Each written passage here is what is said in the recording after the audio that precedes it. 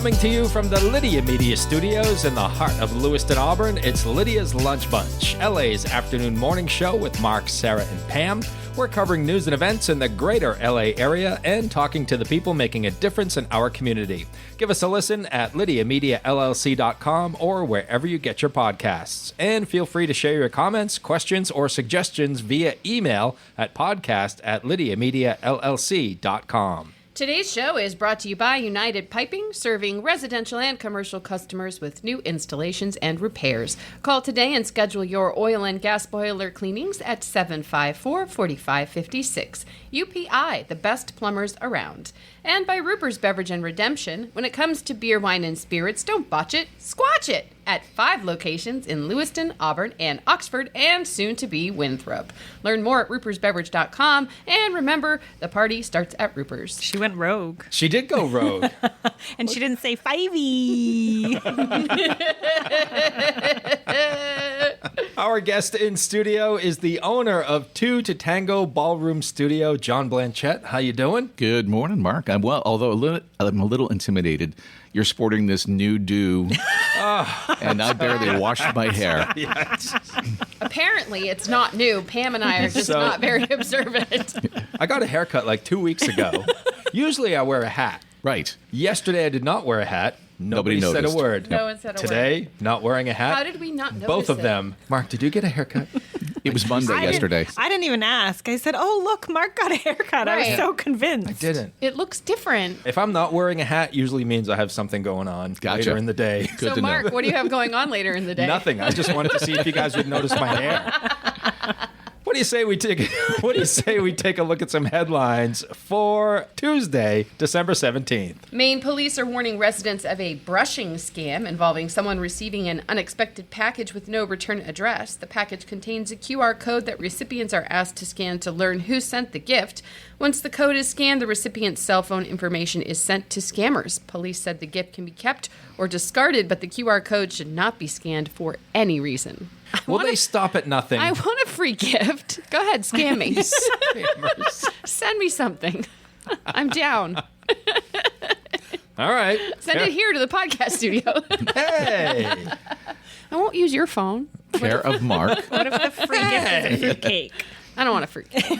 Social media app TikTok is asking the U.S. Supreme Court to step in on an emergency basis to block the federal law that would ban the platform in the U.S. on January 19th unless its China-based parent company agrees to sell it. TikTok has over 170 million users in the country. The Lewiston City Council invites residents to join the City Council meeting and workshop tonight. Agenda highlights include a presentation from the Public Art Committee and an update on City Hall's 4-day work week pilot program. The meeting will be live streamed on the city's YouTube page, and the full agenda is available at lewistonmaine.gov. The Sun-Journal reports that the Auburn City Council voted 6-1 in favor of using the inactive St. Lawrence and Atlantic Railroad between Auburn and Portland as part of a multi-use trail system. The Casco Bay Trail is a proposed 72-mile off-road trail loop connecting Lewiston, Auburn, Portland, Brunswick, and Freeport. Yes!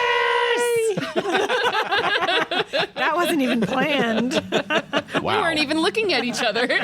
We're both just really excited. The state of Maine received $6 million in tax revenue during the first full year of legal sports betting. Sportsbook wagering went live last November. The state receives about 10% of the revenue after player payouts and federal taxes. Here's Pam with the weather. I know, not as cute as Alex. I know, no one can be as cute. After the rain moves out, it'll be a mixture of clouds and sunshine with a high of 51 and a low of 35. Rain returns tomorrow afternoon with highs in the 40s, and more rain on Thursday with temps in the mid-30s. A lot of rain. I feel bad for Lost Valley. Yeah. It's not cold enough for them to make snow either. no. That stinks, yeah. In sports, the Bruins visit the Calgary Flames tonight at 9. The NA3 Nordiques lost to the Wilmar Warhawks 4-2 in the NA3HL showcase in Blaine, Minnesota. The Nords close out the showcase today against the El Paso Rhinos. And Central Maine Community College women's basketball will host Bryan and Stratton Albany tonight at 6, and that's their last game before the Christmas break. So they won't be back until close to mid-January. So go check it out. Cheer on the Mustangs. That's your news, weather, and sports. And right now it is time for the podcast segment that is Sweeping the Twin Cities. It's time for... I'm sorry, John. Did you? Bleeding from the ears. Bleeding from the ears. We try to tone it down, but... I think my contact lens is cracked. They're famous. It's their birthdays. It's famous people birthdays. It's famous people birthdays. Let's take a look at FPBs for December the 17th, shall we? Yes, please. Okay. Ooh, Pam's excited today. We've dug around and made her happy. The enthusiasm is palpable. We dug around. That's because we prepared for it. Like Yes. she did some reviewing. I with usually me. don't. I scroll after I'm like, oh boy. Who are these people? Pam, do you want to take it away? No, go ahead. Okay.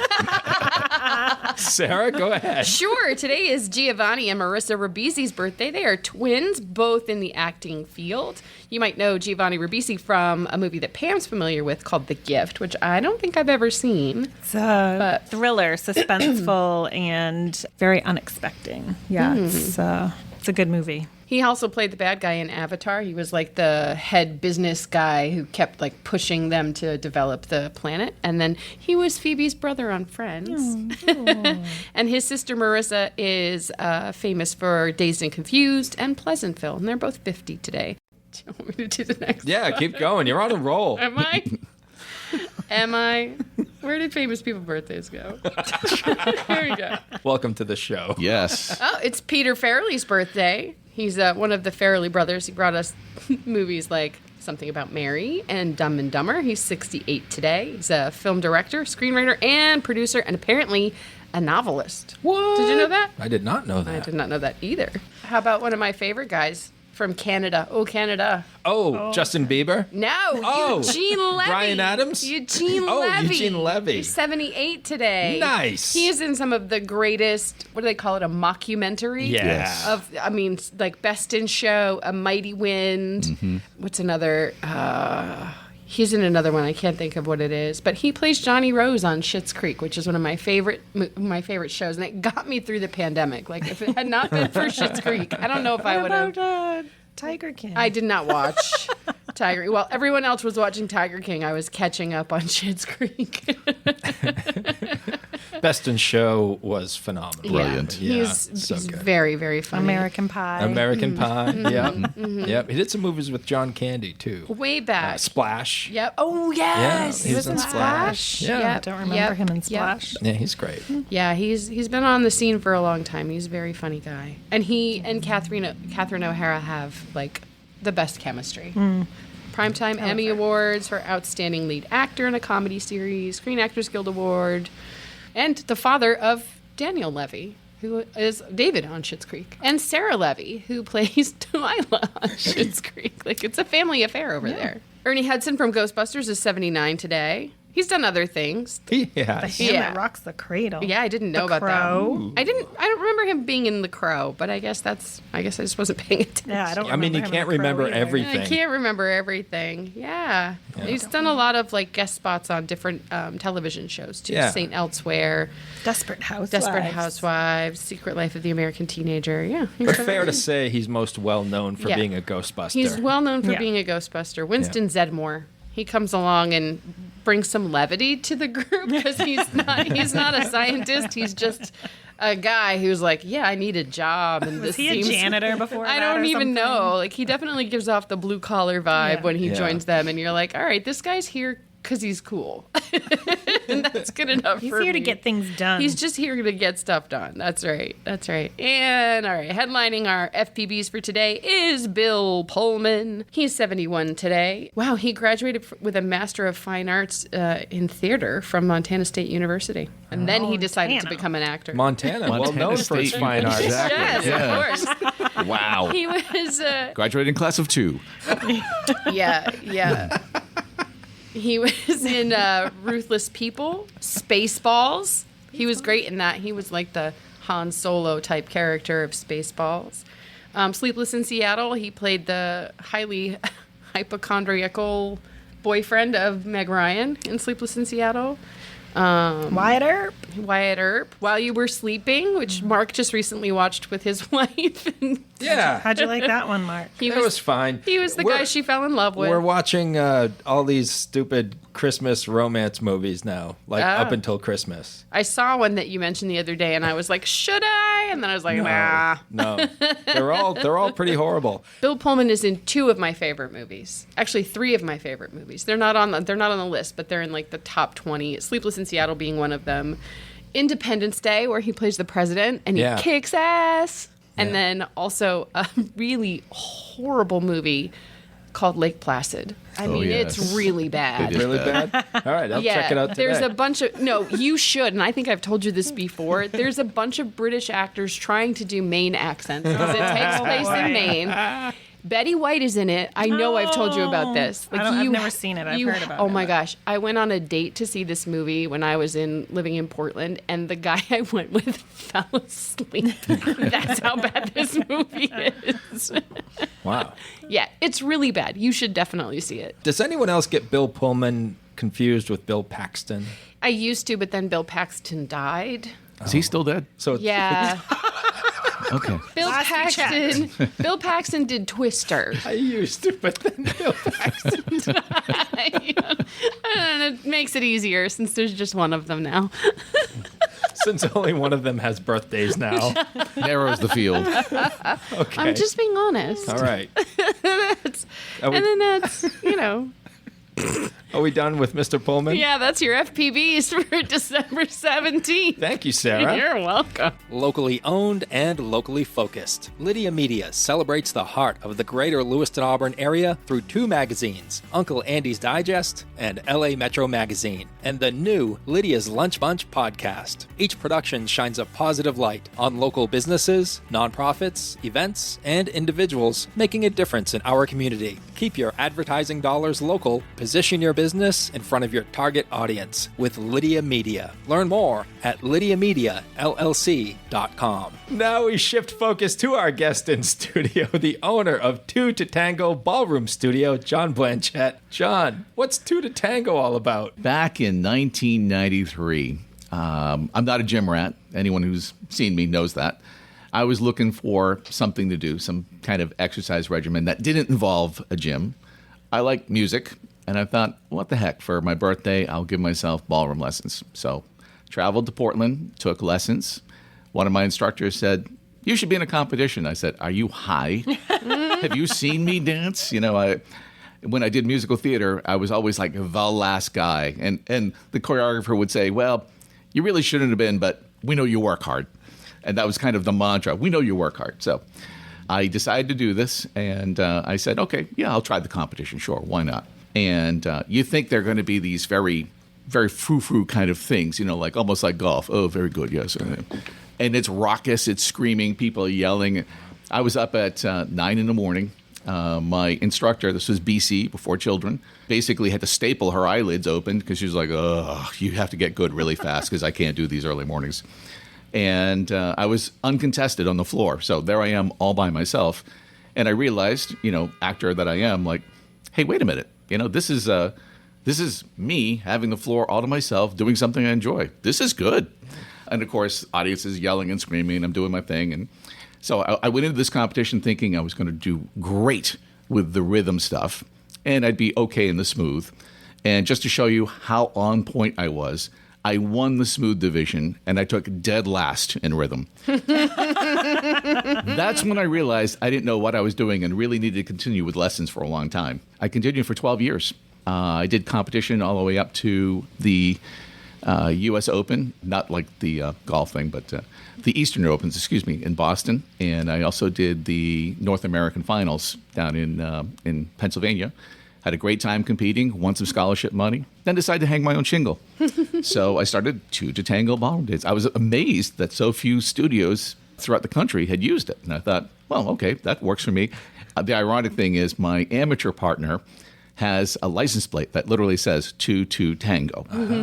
So when I saw that, I was like, yeah, okay, that'll work for me.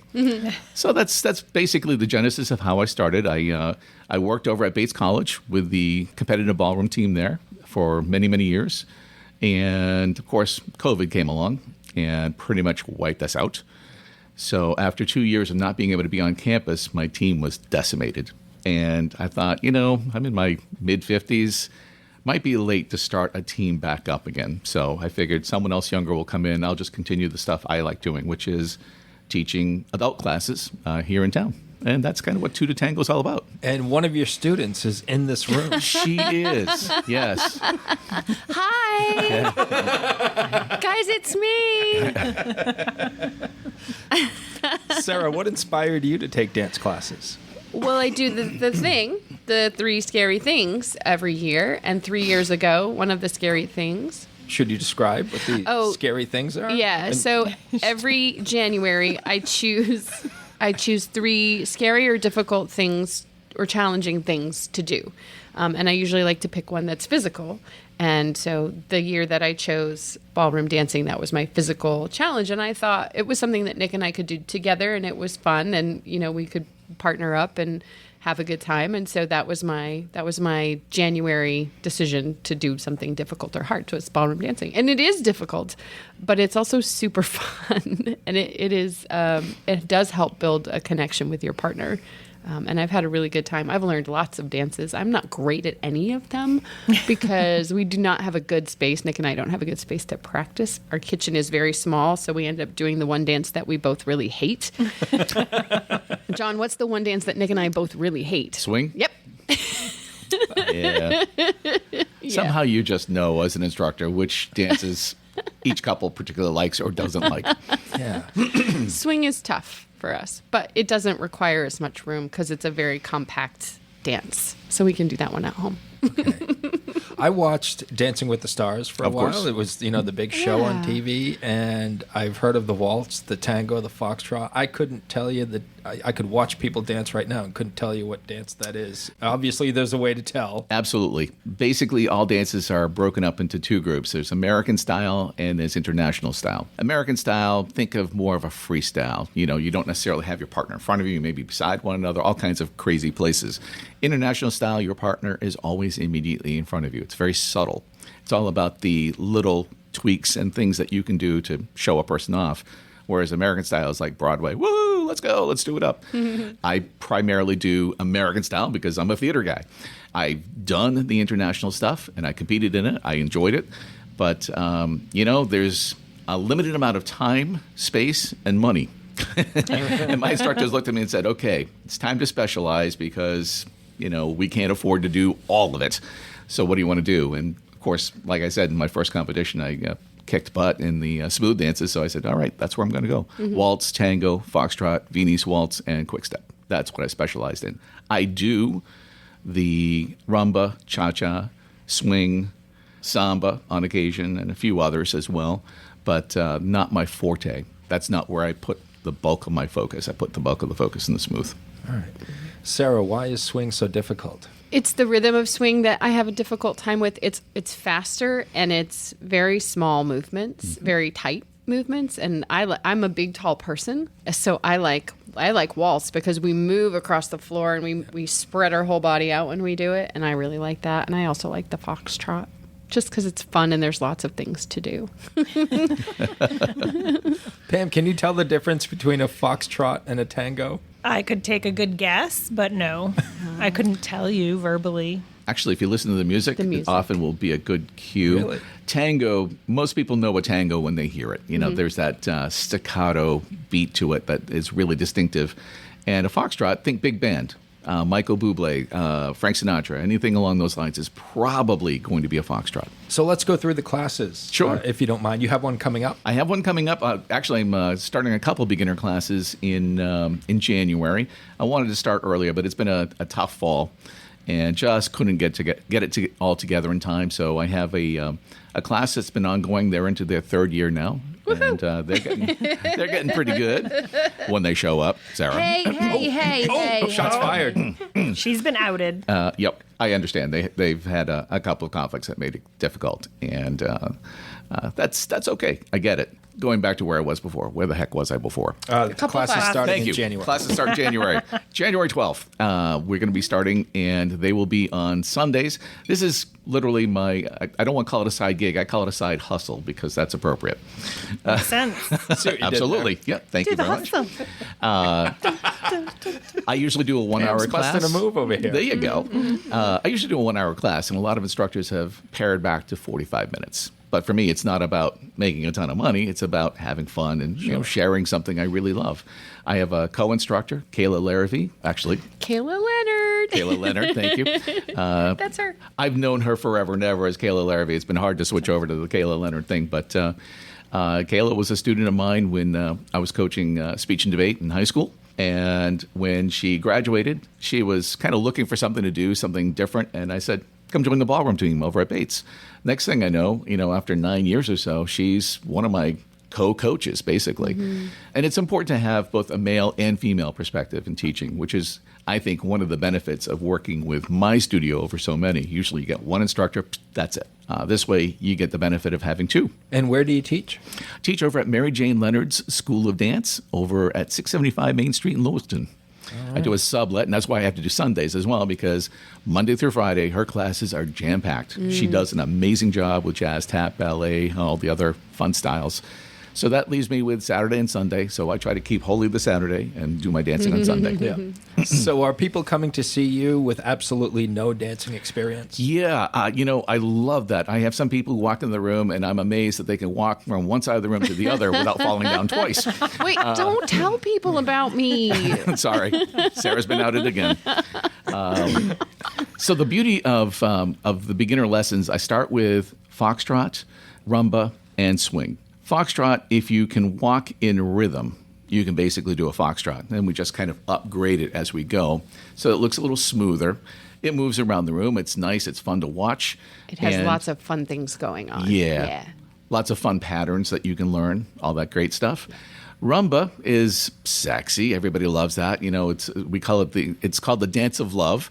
Kind of has to be, because you have to look in your partner's eyes for 3.5 minutes at a time, and if you It is a long time. It is a long time. Like, it also starts the whole Latin motion with the hips. Ladies tend to pick this up much more quickly, different center of gravity, and you're wearing heels, whereas guys tend to think that they're fused at the hips, which is kind of what I dealt with for the first 3 years of my teaching, or of my learning, rather. I just assumed that, okay, my hips will never move because, I'm just terribly white. But, sorry, there it is. I'm glad it's not just us. Yeah, no, it's not at all. Unforgivably white. So I would characterize my dance style before I took ballroom as Elaine from Seinfeld. It wasn't pretty. Okay. It was not good. I always wanted something I could kind of sink my teeth into, learn the basics, and kind of move around the room. That way I could ask whoever I wanted to go out, hit the floor, and actually look decent. That was my only goal, really.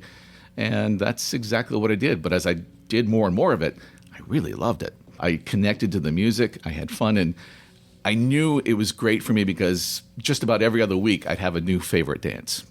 And that just said to me that there's something here about these dances. There's something in each of them that's worth pursuing. And that's kind of how I got into it.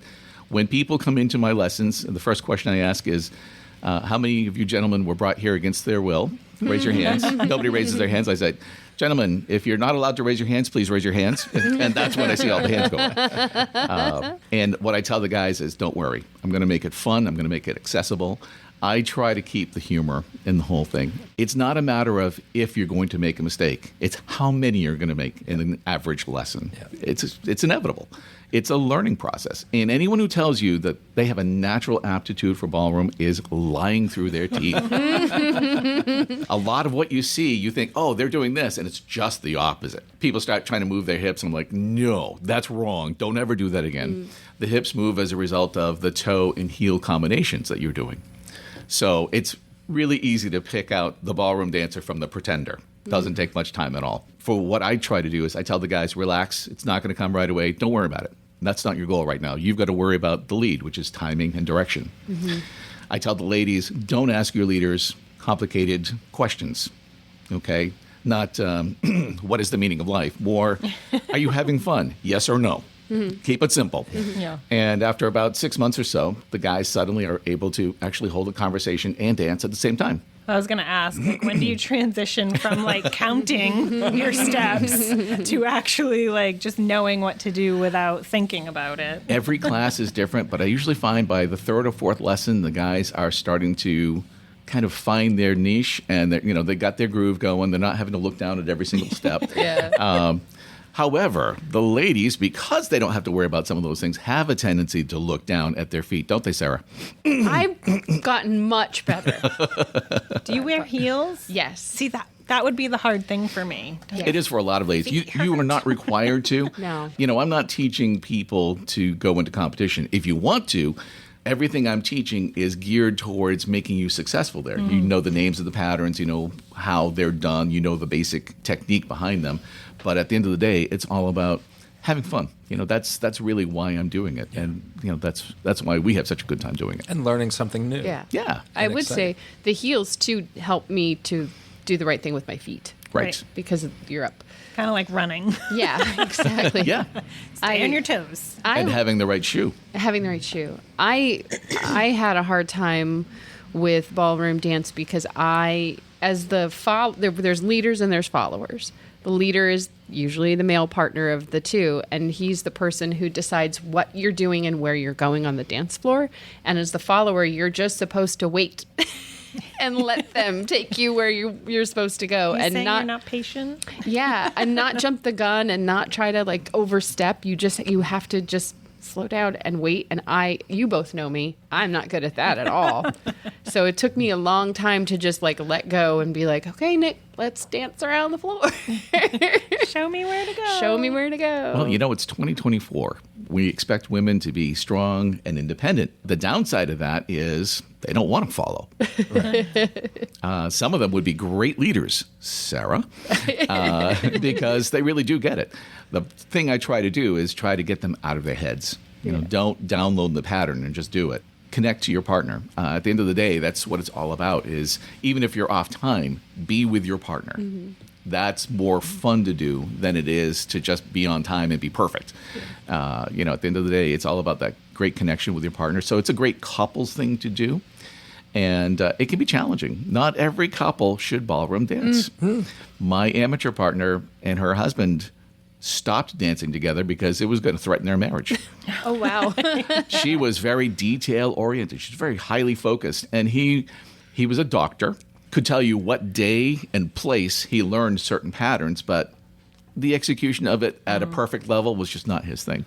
It's like, yeah, you know what? Close enough. I'm good. Yeah. So I danced with my partner in order to save their marriage and to have a good amateur partner to work with. And it worked out great for all of us. So. Yeah. Awesome. Sometimes Nick and I will be dancing and we'll just be doing what they call the basic, which is like it's just the pattern that you learn first. And he'll just look at me with a question mark on his face and I'll be like, want to do this move? And he'll be like, okay. And then he'll do whatever it is I say. So I'm still kind of leading. I'm just he doesn't remember. He's like, I don't remember what I was supposed to do. I'm like, well, you could try this. Yep.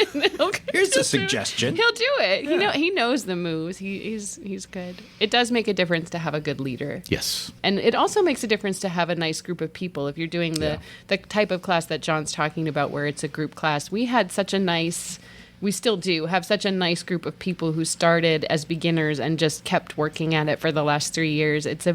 We have such a nice camaraderie. We'll go do brunch sometimes after class, or we have a good time together. No one's taking it too seriously. We're all just really enjoying it and having fun together, and I love that. So one of the things I enjoy doing with their group is, of course, after COVID, nobody wanted to dance with anybody else. COVID concerns and everything else, so you just dance with your partner. But now that we've passed that, and now that they're at a comfort level, I have them change partners every now and then, which is great because as a leader, there's no better way to find out if you're really leading correctly than try and lead someone who's not used to the way you lead. And that way you find out, oh, I guess I didn't lead that very well. But same thing for the followers too. Am I truly waiting, or do I just understand my individual partner's idiosyncrasies and just doing what they expect me to do? Yeah. So that's where it gets to be a lot of fun. Sarah, how would you describe John as a teacher? He's a great teacher. It's different because when you're dancing with your partner, they're also learning everything at the same time. And so there's a bit of uncertainty with every move that you're doing. And John will separate partners and show the leader, okay, this is what it's supposed to look like. And then he'll dance with the follower. And you really feel, like you can feel the difference. Like when John is leading you, there is no thinking. You're just going where he's sending you, and it's such a different feeling than dancing with somebody who's also learning. And you really pick up the nuances of things. And he's also very kind. So it's when you're making mistakes, he's very supportive, and you can get frustrated, but he's just good at building you back up, I guess. Well, they always say dance like nobody's watching you. Nobody is. They're watching their own damn feet, and they're trying to figure out what the hell to do trying not next. to step on Nick's feet. Yeah. So in class, there was probably the first couple of weeks people were worried about that, but after that, like, forget it. I don't care. I got to do my own thing, and I got to Focused pay in. attention. Yeah. So how do folks sign up for your class? Best way to sign up is to go to my Facebook page, To the Tango Ballroom. You can private message me there. I'm going to have a link later today. At some point, I'm going to post everything about the upcoming classes. And there'll be a quick back and forth. Once somebody expresses interest, I'll fill them in about pricing and expectations, like shoes and what kinds of things to do and how to dress. You don't want to be wearing sheath skirts, ladies. You want to be able to move. Stretchy pants. Yeah, you don't want jeans. You want to be able to be flexible in your movement. But you do not have to wear 3.5-inch heels. That is certainly not required. I have a lot of women who wear flats. Or socks. Or socks, yeah. Yeah. The ballroom shoes are expensive. I don't recommend people go out and buy one right away. See if you like it first. Try it out for a little bit. If you decide you like it, put on the shoes, and then a whole new world opens up for you. Yeah. I know it did for me. The first 6 months, I was just, okay, I got my sneakers, whatever, which was a bad idea. But then I went out and bought the ballroom shoes. And I was like, wow, I can really feel the floor now. I can slide and glide, and it was awesome. What a great Christmas gift if you're kind of looking for something for your significant other. Or That's Valentine's Day. Or Valentine's Day. And you do not just these group classes, but you do private lessons too. Correct. So if someone's preparing for like an anniversary party or a wedding or like a reunion of some kind, like this is a great gift for them as well. And it's a one-on-one lesson. The son and daughter-in-law of one of the members of our advanced class took some classes with me. They had gotten a choreographed routine from an instructor, I want to say down in Texas somewhere. And they got the basic routine, but the technique was missing. So it looked very stilted. So we spent a few lessons just breaking it down and helping them understand what it was they were trying to achieve. And it was amazing. As the more and more they went on, the more it was so showy, so fun, so elegant. They were doing a waltz, a legit waltz, and it was beautiful. Oh, I love waltz.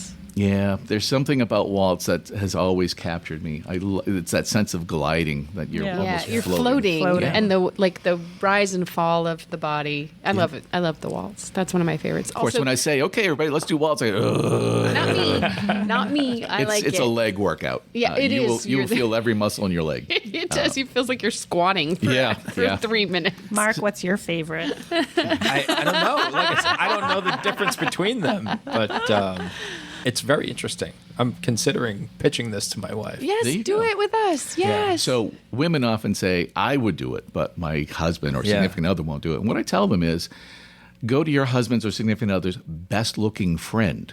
Ask them to do it. Then tell your husband that, that's okay. You don't have to do it. So-and-so will do it. Yeah. And I've had some ladies say, he'll pay for the lessons if I do that. I thought, well, either way, you win. You get your lessons. That's right. Yeah. That is great stuff. And what a great opportunity and offering we have here in the Twin Cities to be able to. I had to do all my lessons in Portland. For 12 years, I commuted to Portland. Yeah. I enjoyed it, but it got to be a lot. If you're going to do competition, it gets expensive really fast.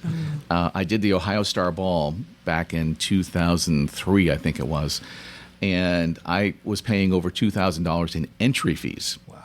So just to compete, of course, Ohio Star Ball is the biggest amateur and professional ballroom competition in the world, even bigger than Blackpool in England.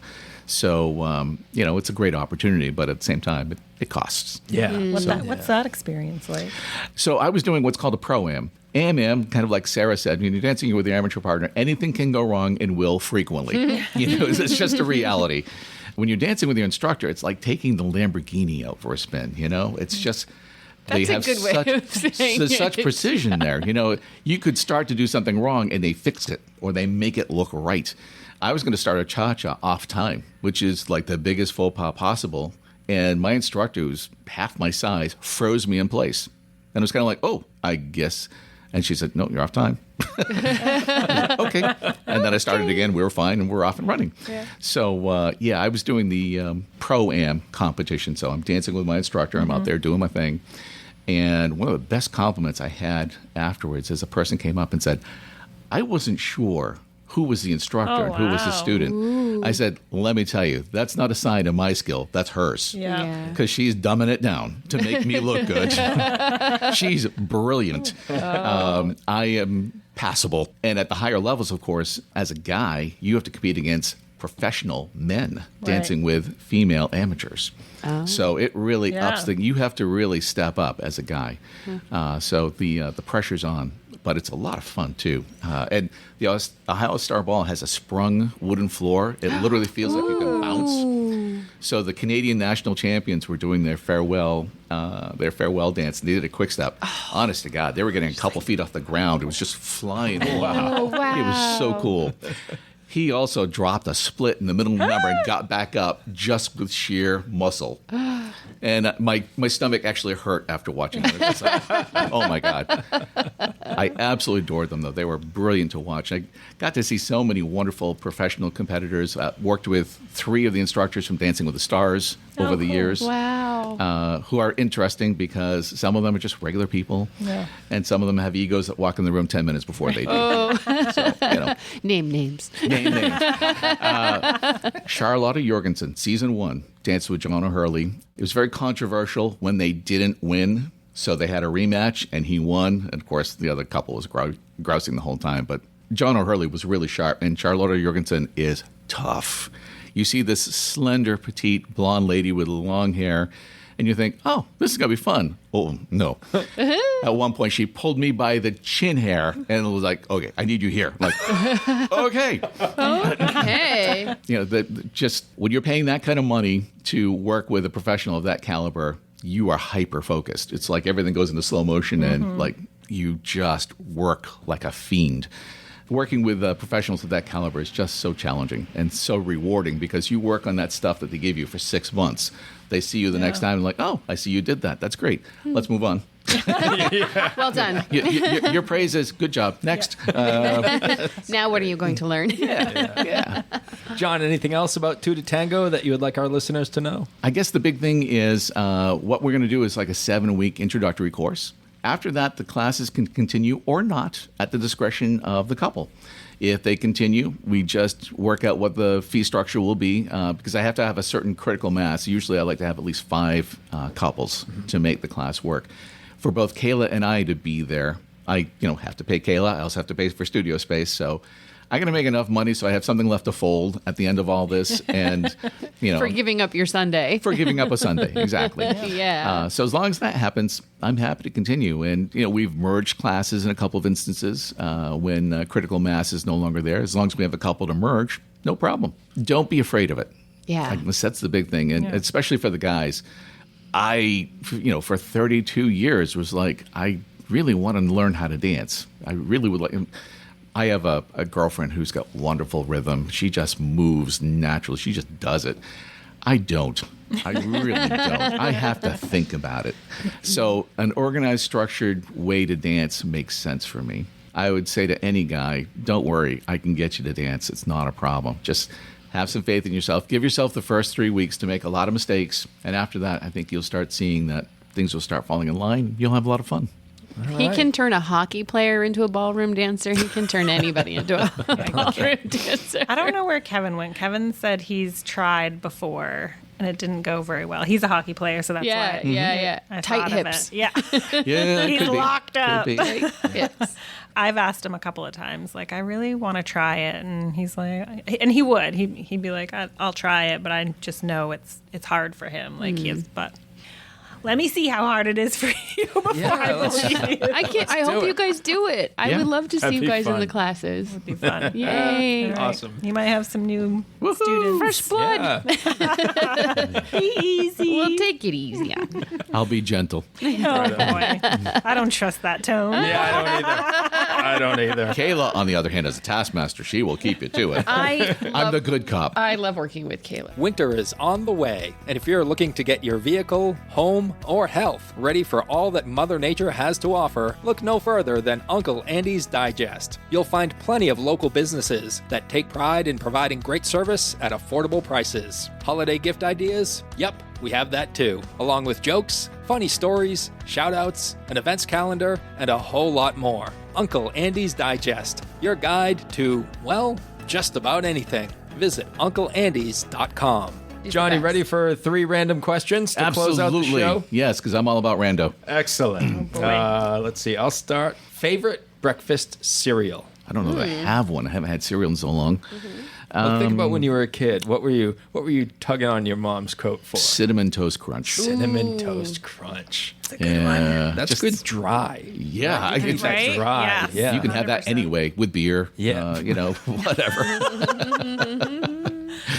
There must be a cinnamon toast beer somewhere. There's gotta be, Rupers. Yeah. There's There gotta has be. to be. Yeah. I seem to remember that in college. I don't remember a lot of other things in college, but I seem to remember that in college. So.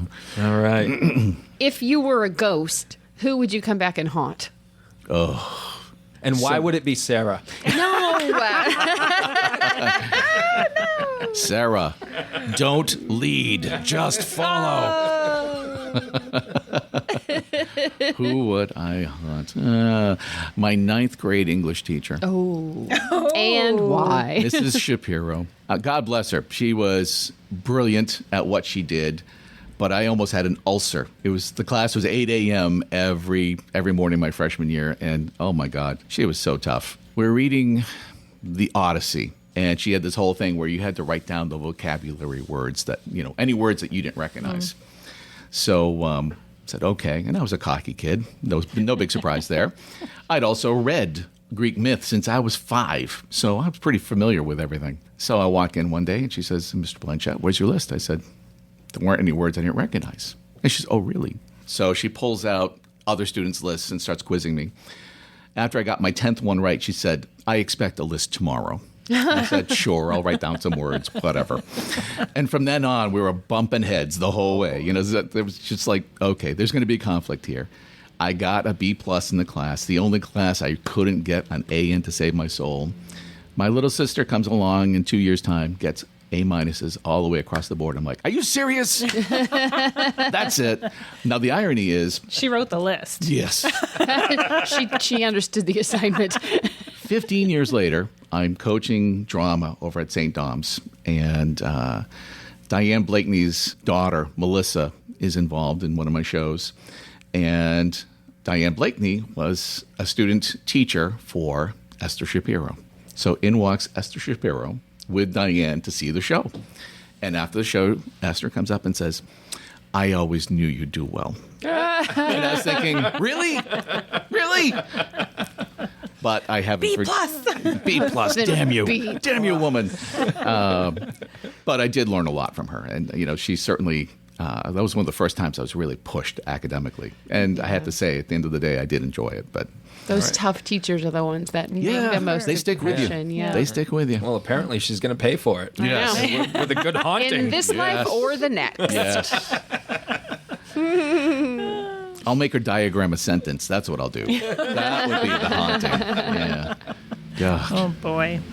All right, John, what is your favorite decade? And it doesn't have to be while you have been alive. Sure. Oh, I like that one. That's a good question. I'm going to say the 40s. Love the music. Foxtrot. Big band sound, all that.